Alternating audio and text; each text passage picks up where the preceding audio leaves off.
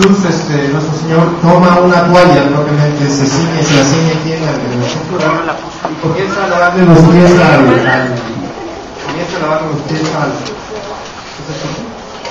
no puedo tomarlo.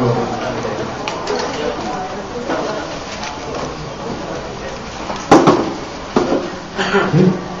Bueno, vamos a poner las manos a Juan para que lo mueva. Se está ceñido a la toalla y empieza a lavarle los pies a sus dos discípulos. Ahora, eso es muy relevante, lo vamos a ver al final por todo lo que viene después. Necesitamos un voluntario para declamar las manos a Juan. La voy a tomar un poco. Bueno, entonces vamos a leer el capítulo 13, si fueran tan amables de seguirme. Estamos en el versículo 13, en el versículo 1 dice: antes de la fiesta de la Pascua, sabiendo que su hora había llegado para que pasase de este mundo al Padre, como había amado a los suyos que estaban en el mundo, los amó hasta el fin. Ahora, este versículo es muy relevante por lo que vamos a ver, versículo 31.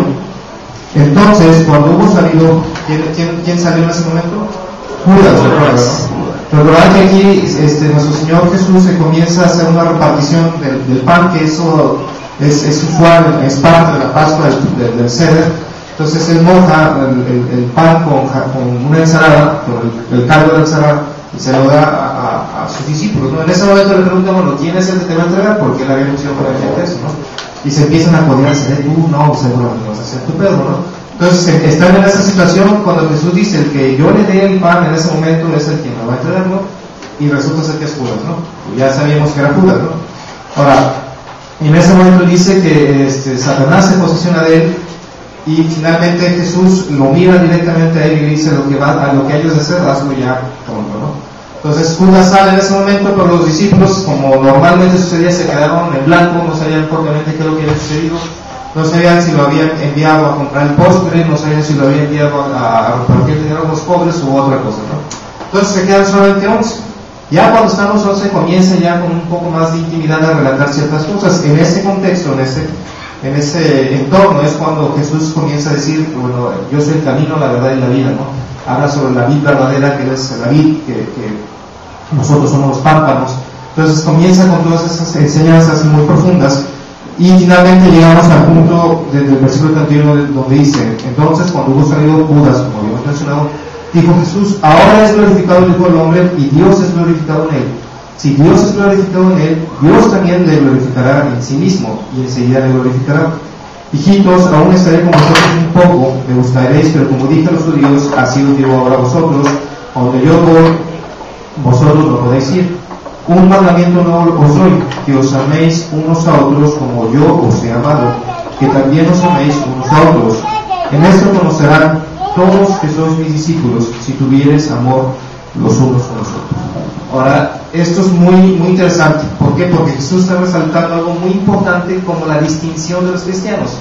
Fíjense que aquí no está hablando de una cuestión ética propiamente, es decir, de comportamiento, de rasgos exteriores de comportamiento. Es decir, no está diciendo, bueno, si ustedes se portan bien o cumplen la ley o aunque van cosas implícitas ahí, finalmente está hablando de que la característica distintiva del cristiano es ¿qué?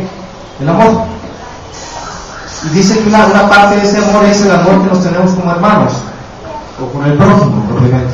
Ahora vamos a poner nuestro dedo ahí en un marcador y vamos a remontarnos a Mateo capítulo 22.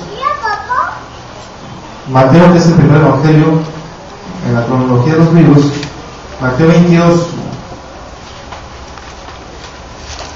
versículo 34. Mateo 22, versículo 34. Entonces los fariseos, oyendo que había hecho callar a los saduceos, se juntaron a una, y uno de ellos, intérprete de la ley, preguntó para tentarle, diciendo: Maestro, ¿cuál es el gran mandamiento de la ley? Evidentemente la pregunta tenía un doble propósito, ¿no? Jesús le dijo: amarás al Señor tu Dios con todo tu corazón y con toda tu alma y con toda tu mente. Ese es el primer gran mandamiento. Y el segundo es semejante: amarás a tu prójimo como a ti mismo. De estos dos mandamientos depende toda la ley y los profetas. Amar a Dios. Ahora, interesante es que dice amar a Dios, amar al prójimo es de lo que depende toda la ley y los profetas. Dicho de otra manera, hermanos, amar a Dios, amar al prójimo es el centro, la sustancia La parte esencial de la revelación de Dios es la Biblia. De cómo Dios se ha revelado, la esencia de esa revelación es ¿qué? El amor. El amor a Dios y el amor a ¿quién? Al prójimo. Y esos dos están entrelazados. Es decir, yo no puedo amar correctamente a mi prójimo si primero no amo a ¿quién? A Dios. Y de alguna forma mi amor correcto hacia el prójimo se ve reflejado en ¿dónde? En mi amor a Dios. Finalmente Dios es el centro de todas las cosas. ¿De acuerdo? Ahora, interesante es ver lo siguiente. Vamos a Juan capítulo 17. Vamos a estar en estos 4 pasajes. Estamos en la misma situación, estamos en el mismo momento donde está la celebración de la Pascua. Ya estamos en el versículo 17, que ya es la última parte. El versículo 20 dice: mas nosotros estaba orando hacia el Padre por sus discípulos y por los que íbamos a ser sus discípulos. En el futuro dice: mas no solamente por esto, sino también por los que han de creer en mí por la palabra de ellos, o sea, por el futuro. Para que todos sean uno, en una unidad, como tú, oh Padre, en mí y yo en ti, que también ellos sean uno en nosotros, para que el mundo crea que tú me enviaste. La gloria que me diste yo les he dado, para que sean uno, así como nosotros somos uno. Yo en ellos y tú en mí, para que sean perfectos en unidad, para que en el mundo conozca que tú me enviaste y que los he amado a ellos como también a mí me has amado. Ahora es interesante ver esto. Dios el Padre ama eternamente a Dios el Hijo. Y los dos son una unidad sustentada en otras cosas entre el amor. O sea, el amor perfecto que Dios el Padre tiene por Dios el Hijo, y el gozo que Dios tiene por sí mismo, por su propia persona, y el gozo que el Hijo tiene sobre sí mismo y sobre el Padre. El amor produce ese gozo en las perfecciones de Dios. Dice el versículo 24: Padre, aquellos que me has dado, quiero que donde yo estoy también ellos estén conmigo, para que vean mi gloria que me has dado, porque me has amado desde antes de la fundación del mundo. Es decir, Jesús, el propósito de congregar un pueblo, nosotros, el pueblo de Dios, tiene que ver con deleitarse, ver la gloria de Dios, ver la gloria del Hijo por una eternidad. Y adicionalmente ver el amor que Dios el Padre tiene por Dios el Hijo y nosotros estar gozosos en ello. ¿Se dan cuenta? Si nosotros ubicamos el propósito de nuestra vida en la gloria de Dios, en el amor de Dios, se da cuenta que muchas de las cosas que vemos o deleitamos o nos preocupamos en demasiados carecen de sentido. Es decir, el afán por los bienes materiales, ¿en qué abona al amor a Dios? Pues en nada, ¿no? Totalmente. El afán de las situaciones, ahora vemos que hay un terremoto bastante lamentable en Japón. Y ahora ya está el afán por las plantas nucleares, que si son seguras, que si no eso, ¿en qué aprovechan el amor a Dios? Nada. El afán por la inseguridad que ahora vivimos ahora, que nos es bastante lastimoso, ¿en qué aprovechan el amor a Dios? Nada. Realmente no. ¿Por qué? Porque nosotros, nuestra vida, nuestra existencia está muy centrada en nosotros mismos. Y el propósito de Dios no es ese. Ahora, interesante es ver que la unidad entre Dios el Hijo y Dios el Padre es tal, que Dios el Hijo dice de sí mismo que todo aquel que lo recibe a Él, ¿a quién recibe? Al Padre. Dios el Hijo dice de sí mismo que el que lo ha visto a Él, ¿ha visto a quién? Al Padre. Y ese conocimiento del Hijo nos lleva a ¿qué? Indefectiblemente nos deberá llevar a ¿qué? A amar a Dios. Cuando yo andaba de novio con mi esposa, pues primero uno se va por lo visual, ¿no? Está mi suegra, y no voy a mentir que, bueno, mi esposa a mis ojos es muy atractiva, ¿no? Pues está guapa la muchacha. Sin embargo, ya a medida que nos vamos conociendo, no sé si nos vamos odiando más, pero hay cosas que nos unen más. Es decir, ahora no solamente la amo porque es bella, ¿no? La amo por su devoción a Dios, la voy conociendo más. Ahora la amo no solamente porque es devota a Dios y porque es bella, sino porque además de todo es la madre de mis hijos. ¿Se dan cuenta? Y así la vida nos va construyendo en ese conocimiento, nos va construyendo devoción, nos va construyendo un amor.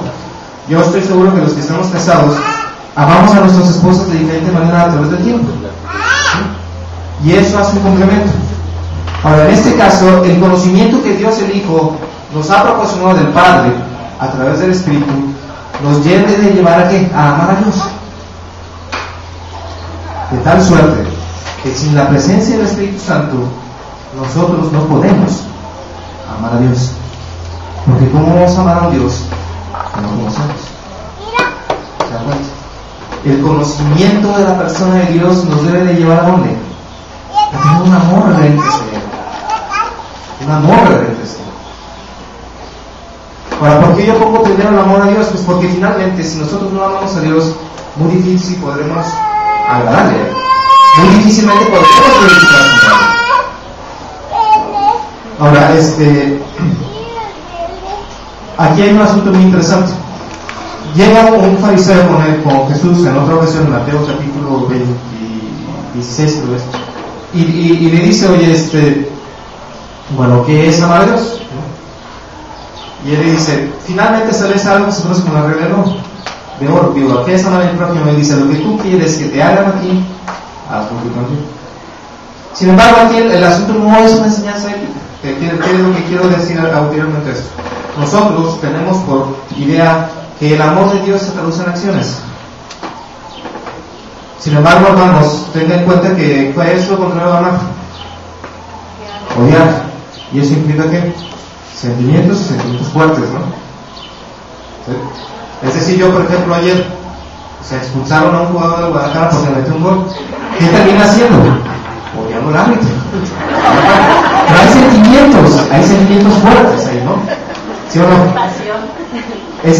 Pero de la misma forma, y utilizaron la palabra pasión, de la misma forma como existe esa pasión, muy bien dicho, hermano,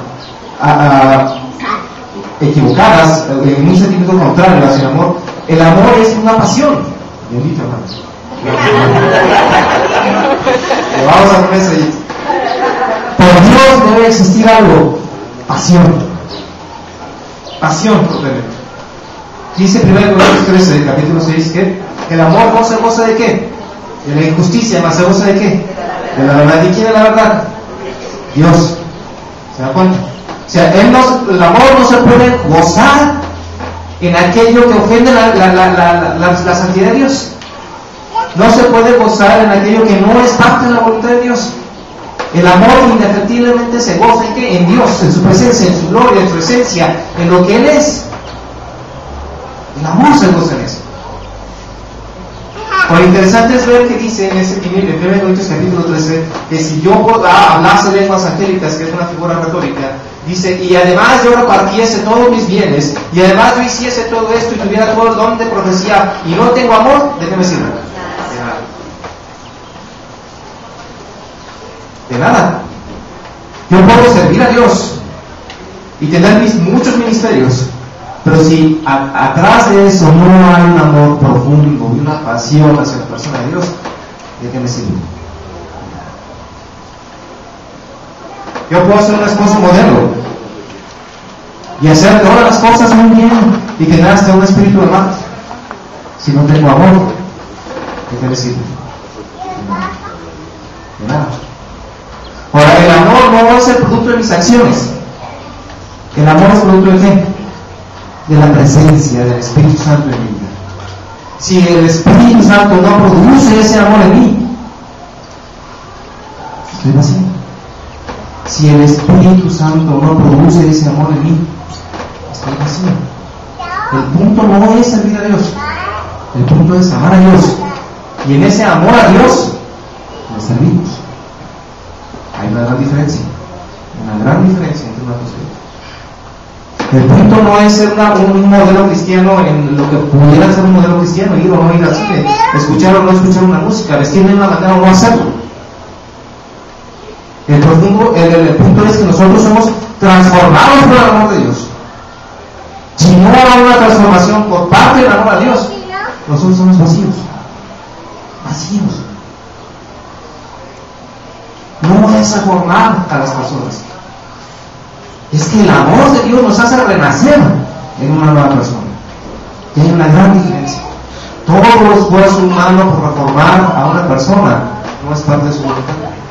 Todo esfuerzo humano por reformarnos o por reformar a cualquier otra persona no es parte de su voluntad. Dice en el segundo mandamiento similar a este. ¿Y cuál es el segundo mandamiento? Amarás a tu prójimo como a ti mismo.